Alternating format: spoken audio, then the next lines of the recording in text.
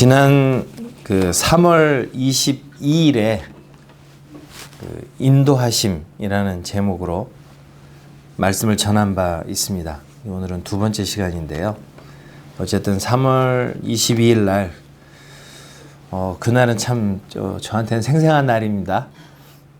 그날은 이제 말씀보다도 실제 벌어진 일로 더 큰 교훈을 주었던 것으로 기억합니다. 하나님의 살아계심은 온갖 다양한 방법으로 드러나기 때문에 저 역시 놀라곤 합니다. 오늘은 그 요셉의 생애를 통해서 인도하심에 대해서 살펴보려고 합니다. 이 요셉을 통한 인도하심의 사례는 우리가 좀 눈여겨볼 필요가 있습니다. 이 출애굽 당시 이스라엘이 경험했던 그 인도하심과는 좀 다르죠. 그 출애굽 당시에 이스라엘 백성들이 경험했던 인도하심은 구름 기둥과 불 기둥을 통한 그 인도하심이었습니다. 민수기 9장 17절에서 23절에 따르면 구름 기둥이 완벽하게 이 백성들의 그 내비게이션 역할을 합니다. 구름이 성막에서 떠오르면 행진하고 구름이 머무는 곳에 진을 칩니다. 한번 머무르는데 이틀, 한 달, 심지어 1년도 구름이 성막 위에 머물면 이스라엘이 멈췄습니다. 느헤미야 9장 12절에 따르면 낮에는 구름 기둥으로 인도하시고 밤에는 불 기둥으로 그들이 행할 길을 그들에게 비추셨다고 고백을 합니다. 그러니까 정말 내비게이션처럼 매일매일 그들이 어디를 가야 할지를 비춰주시는 그런 인도하심이 있다면, 이제 반면 요셉의 인생은 초반부에 꿈 2번 꾼 게 다입니다. 그 형제들이 그 묶은 곡식단들이 요셉이 묶은 곡식단에 절하는 꿈, 그리고 해, 달, 11별들이 요셉에게 절하는 꿈, 딱 이 두 꿈을 꿉니다. 문제는 이제 이후에 펼쳐진 그의 인생이 그의 꿈과는 영 그 정반대로 흘러갔다는 점입니다. 왜 내 인생은 계속 이따위로 흘러갈까라고 그 탄식할 만한 그 순간들만 계속 이어지죠. 그 사이에 요셉의 외침과 그 어떻게든 자신을 살려달라고 하는 그 애걸복걸하는 그 간절한 모습은 거의 거절로 돌아오는 것을 볼 수가 있습니다. 이런 그 요셉의 인도하심을 보면 우리는 어떤가요? 하나님의 인도하심이 구름 기둥과 불 기둥으로 인도하시는 그 내비게이션 역할을 하는 그 인도하심에 가까운가요? 아니면 요셉 쪽에 가까운가요? 요셉 쪽에 조금 더 가깝죠. 항상 그 요셉의 외침은 거절당하죠. 창세기 42장 21절에 보면 요셉이 형들에게 살려달라고 애걸했지만 형들이 외면했다는 이야기가 나옵니다. 그러니까 이제 참 잔인하죠. 동생은 살려달라고 그 구덩이에서 외치는데 형들은 묵묵히 식사하는 장면이 나옵니다. 보디발의 아내로 인해서 억울하게 죄를 뒤집어 썼지만 요셉이 그 당시에 했을 법한 그 반론의 목소리는 성경의 기록조차 남지 않고 묻힙니다. 39장에 보면 이제 요셉의 반론은 없어요. 창세기 40장에서 감옥에서 이 요셉은 그 파라오의 술 맡은 자와 떡 굽는 자의 꿈을 해석해 주는 사건이 나오는데, 그때도 이제 요셉이 술 맡은 관원장에게 이 꿈 해몽대로 당신이 잘 되시면 나를 꼭 기억하고 건져달라고 부탁을 하는데, 정작 요셉의 꿈풀이대로 잘 됐을 때 이 사람은 그만 요셉을 잊어버리고 맙니다. 그렇게 해서 또 2년이 지나갑니다. 그러니까 항상 뭔가 이렇게 좀 도와달라, 살려달라 외쳐봤지만 이게 그야말로 이 빈 벽에다가 외치는 것처럼 돌아오는 목소리가 없는 이제 그런 시간을 보냅니다. 그것도 이제 하루 이틀이 아니고 17살의 노예로 팔려가서 30세의 총리가 됐으니까 이 거절당하고 침묵으로 보내는 시간이 몇 년이죠? 13년이죠. 그러니까 적어도 13년은 그에게 주어졌던 꿈과는 정반대의 그 인생을 살아간 셈입니다. 물론 이제 그 13년의 기간을 보내는 가운데에서도 하나님께서 함께 하셨다는 표현이 성경에는 등장합니다. 총 4번 등장하는데요. 그 중에서 2번은 노예로 팔려가서 보디발의 집에서 종살이 할 때 하나님이 함께 하셨다라는 이야기가 나옵니다. 그 중에 2번은 억울하게 감옥에 갇혔을 때 하나님이 함께 하셨다라는 표현이 나오죠. 굉장히 이상하죠. 요셉이 가장 그 어두운 시간을 보내고 있었던 그때 아무도 그의 목소리에 귀 기울여 듣지 않은 그때 사실 요셉의 입장에서 생각해 보면 내 꿈이 개꿈이었나? 근데 그때 과식을 해가지고 내 꿈을 잘못 꾼 건가? 하나님께서 나를 버리신 건 아닐까? 수없이 되뇌고 곱씹었을 그때가 하나님께서 함께 하신 때라고 성경은 말씀하고 있습니다. 그리고 하나님께서 함께 하심, 이것은 요셉이 체감한 게 아니라 주변 사람들이 체감하고 발견합니다. 창세기 39장 2절에 보면 그의 주인이 여호와께서 그와 함께 하심을 보며 또 여호와께서 그의 범사에 형통하게 하심을 보았더라. 39장 23절 역시 비슷한 내용을 전달합니다.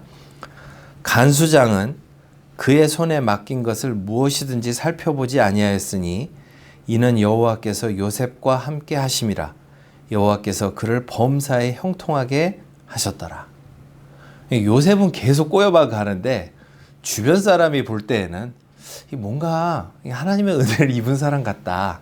이런 그 기묘한 상황이 벌어지는 거죠. 하나님의 함께 하심은 환경을 통해서 엿볼 수 있습니다.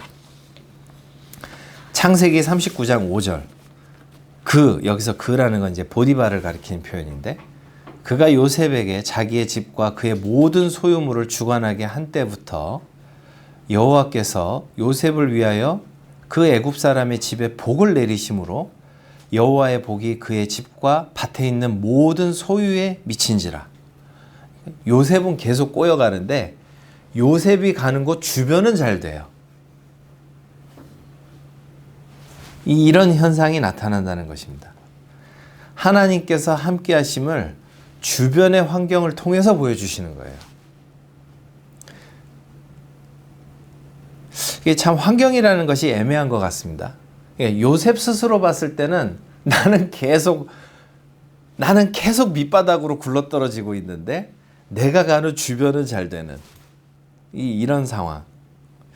그래서 이 환경이라는 게 참 애매하다라는 생각을 갖게 됩니다.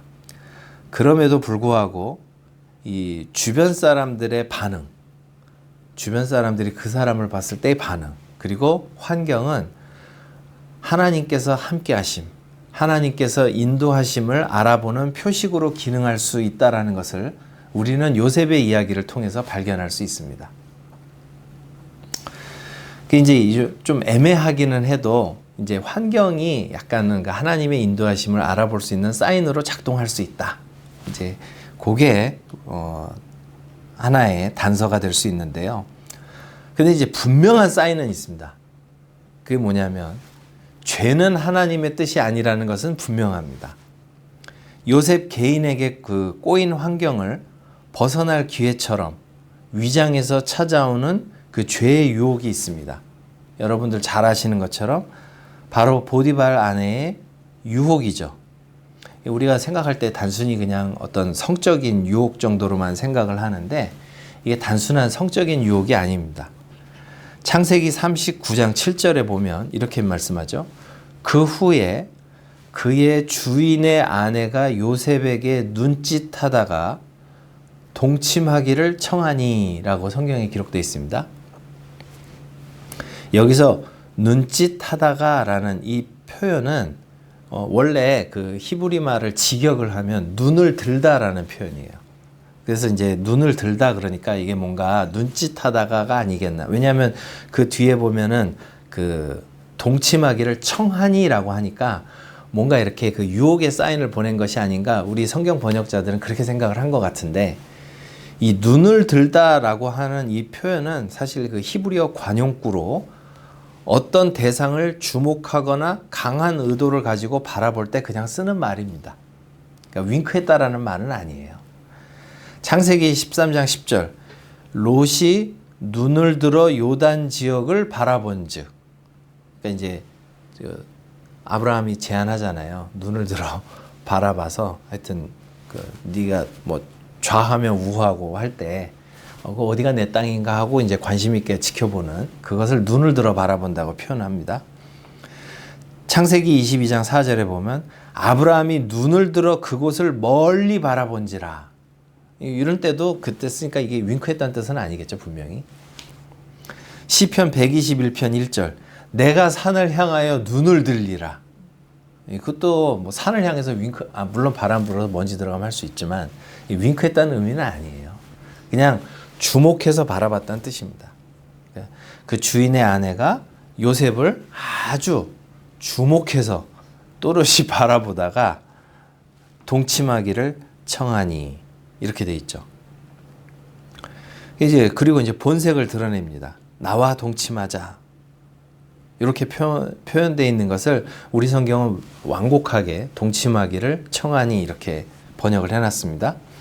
나와 동침하자 이렇게 말을 하는데, 문법적인 형태로는 권유하는 형태가 맞습니다만 중요한 거는 단순한 유혹이 아니라 이게 사회적 관계예요. 그러니까 무슨 얘기냐면, 지금 보디발의 아내는 집안에서 서열이 어떻게 되죠? 넘버 2죠. 요셉은 노예죠. 그러면 이제 집안의 넘버 2가 이렇게 말할 때는 단순한 유혹을 넘어서는 표현이 됩니다. 이해하시겠죠? 요즘 말로 쉽게 얘기하면 이런 거예요. 위계에 의한 성희롱 혹은 위계에 의한 성적 압박인 거죠. 그러니까 거절할 수 없는, 내가 좀 서열이 높은 사람이 지금 말은 청하는 형태지만 이게 청하는 게 아니죠. 이런 상황이 됐을 때 지금 같으면 어떻게 하면 되죠? 언론사에 제보를 하면 됩니다. 언론사에 제보를 하거나 뭐 법적인 도움을 받을 수 있고요. 회사 같으면 어떻게 하면 됩니까? 사직서 내면 되죠. 내가 사직하기 싫으면 이제 그 사람을 때려잡으면 되고. 근데 이제 문제는 이게 그런 사회가 아니죠. 내가 지금 노예로 팔려갔어요. 여기서 눈밖에 나면 자기는 어떻게 되는 거죠? 네? 네. 제가 못 들었지만 다 짐작하신 걸로 알고, 그야말로 이제 요셉은 어떻게 할 수 없는 꼼짝없이 덫에 걸린 그런 상황이 된 것이죠. 한 집안이니까 벗어날 방법도 없어요. 쉽게 그냥 모른 척하고 눈 한번 딱 감고 좋은 게 좋은 거지 하고 편한 길을 도모할 것인가, 아니면 내가 이제 눈 밖에 나서 도망갈 곳도 없는데 정말 내가 어디까지 굴러떨어질지 모르는 이 막다른 길로 갈 것인가의 싸움이 바로 그 싸움인 것입니다. 단순한 그 유혹이 아니라 자신의 생존이 걸린 문제였던 것이죠. 그럼에도 불구하고 요셉이 선택한 것은 이건 하나님의 뜻이 아니다. 죄는 하나님의 뜻이 아니다. 라는 것은 분명히 알고 있었던 것이죠. 내가 어찌 이 큰 악을 행하여 하나님께 죄를 지으리까 하면서 정말 어디로 갈지 모르는 기꺼이 험한 길을 가게 되는 것입니다. 이를 통해서 확실히 알 수 있는 것은 죄 짓는 길을 통해서 하나님께서 인도하시지는 않는다 하는 것은 분명히 우리가 알 수가 있습니다. 오늘 우리가 창세기 50장을 읽었는데요. 50장 15절에서 21절을 읽었는데, 요셉은 형제들이 자신을 팔아넘긴 행위를 하나님의 인도하심과 구분해서 이야기를 하고 있죠. 당신들은 나를 해하려 하였으나 하나님은 그것을 선으로 바꾸사 오늘과 같이 많은 백성의 생명을 구원하게 하시려 하셨나니 이렇게 말씀하죠. 당신들은 나를 해하려 했지만 죄는 죄라는 거예요. 하나님은 그것을 선으로 바꾸사 오늘과 같이 많은 백성의 생명을 구원하게 하시려 하셨나니. 그리고 실제로 오늘 본문을 보면 죄는 흔적을 남긴다라는 것을 알 수가 있습니다. 형제들이 처음에 자신들이 요셉보다 힘도 세고 할 때는 팔아먹을 때까지만 해도 이게 죄인지 크게 와닿지 않았겠죠. 그런데 이제 모든 관계들이 그야말로 서열이 바뀌고 자신들이 의지했던 것들이 사라지는 순간, 이제 요셉과 직면했을 때, 완전 뒤바뀐 환경에서 만났을 때, 그때에 자신들이 지은 죄 때문에 결국 어떻게 됩니까? 오늘 본문에 15절, 19절에 보면 두려움에 떨고, 그 다음에 16절, 17절에 보면 돌아가신 아버지를 팔아가면서 자신들의 안위를 보존하기에 급급합니다. 아버지 핑계 대잖아요. 요셉에게 말을 전하면서 당신의 아버지가 자신들의 아버지는 아닌가요?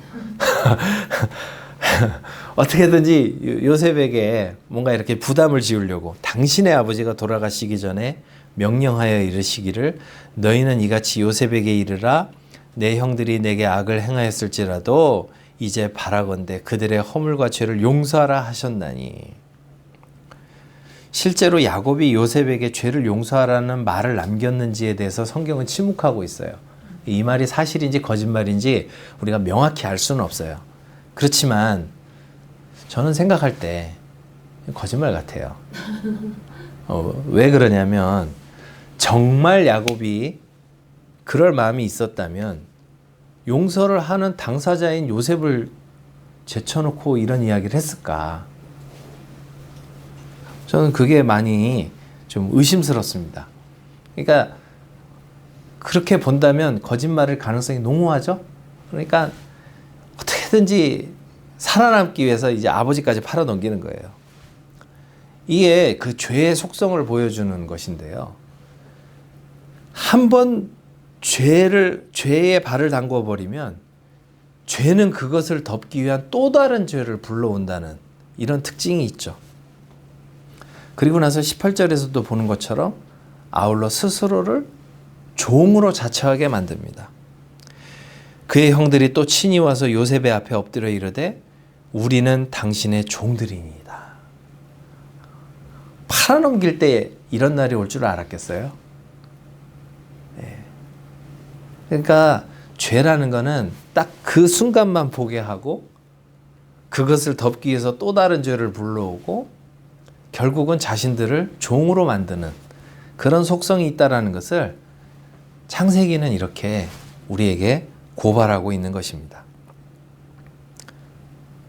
그러니까 요셉의 경우와 어떻게 대비가 되는지 한번 생각해 보시면 좋을 것 같아요. 어쩌면 그 보디발의 아내의 그 강압 속에서 죄라는 것이 당장 그 순간을 모면하게 해주고 어떻게 보면 내가 이 집안의 실세, 권력 2인자와 이렇게 연결되면서 내가 조금 더 편안한 삶, 나은 삶을 살 수 있지 않을까?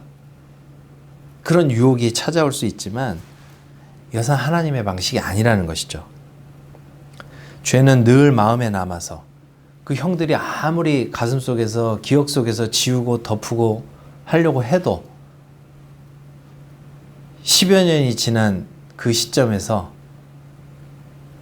이렇게 그때에도 또다시 새롭게 다가와서 두려움을 가져오고 이를 덮기 위한 또 다른 거짓말, 죄를 불러오고 마침내 스스로를 종으로 만드는 그런 그 파괴적인 그 속성이 되고 그들을 붙잡는 올무가 된다는 것을 성경은 우리에게 분명히 보여주고 있는 것입니다. 그래서 환경이 조금 애매하다면 한 가지 정확하게 분명한 것은 죄의 길은 분명 하나님의 인도하심 가운데 있지 않다. 이것은 이제 우리가 명확하게 알 수 있는 것이죠. 그러니까 적어도 이제 우리가 내가 가장 어려울 때, 힘들 때 어디 계십니까?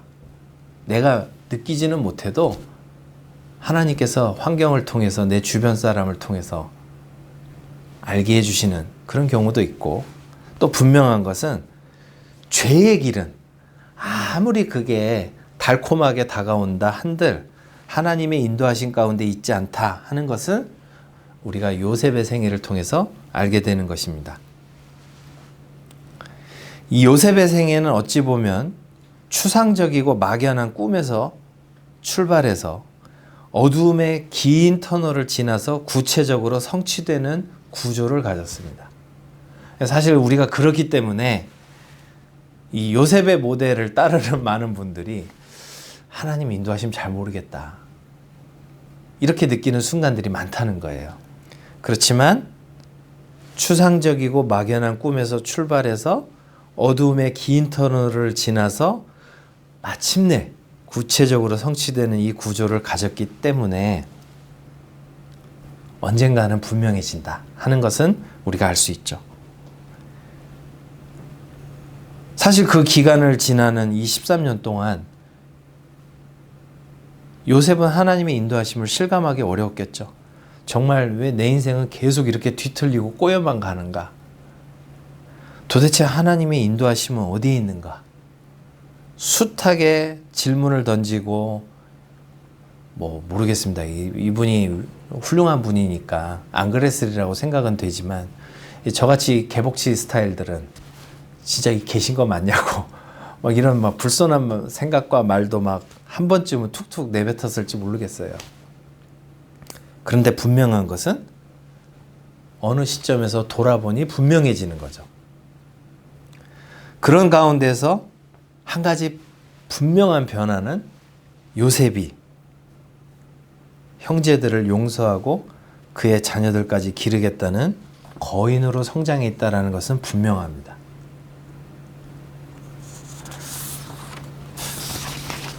사실 요셉이 처음 꿈꿨을 때 얼마나 경거망동하고 촐랑촐랑 되는 사람인지 아시죠?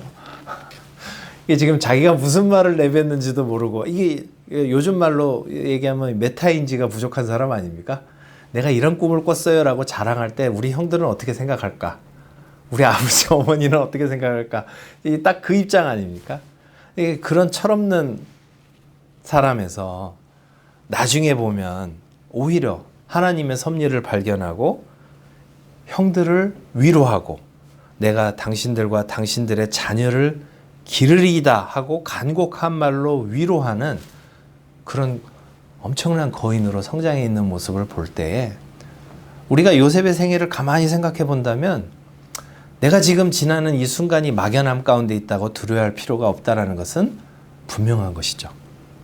우리가 죄의 길에 들어선 것만이 아니라면, 심지어 내가 노예로 팔려간 상황 속에서나 억울하게 누명을 쓴 상황 속에서도, 사람들의 비난을 받는 상황 속에서도 그저 내게 주어진 일상을 성실하게 살고 죄의 유혹과 위협에 굴복하지 않고 그렇게 하루하루를 살아간다면 그가 경외하는 하나님께서는 마침내 그를 위한 최고의 선을 이끌어 가실 뿐만 아니라 하나님께서 원하시는 성품의 사람, 또 주변을 이롭게 하는 복된 사람으로 빚어가신다는 것을 요셉의 생애는 우리에게 보여주고 있는 것입니다.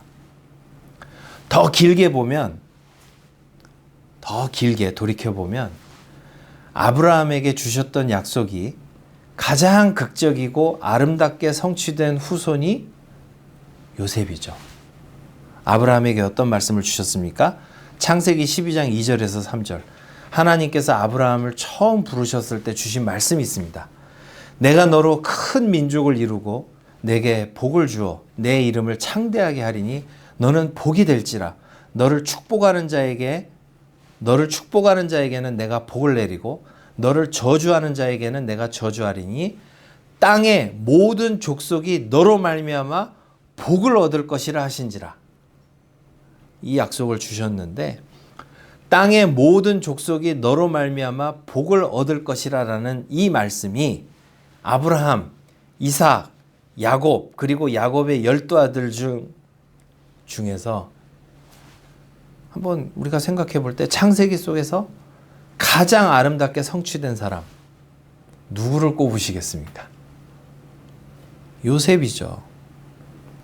요셉을 통해 대제국 이집트는 기근을 면하고 요셉을 팔아넘겼던 형제들은 죄의 용서와 생존의 복을 얻게 됩니다.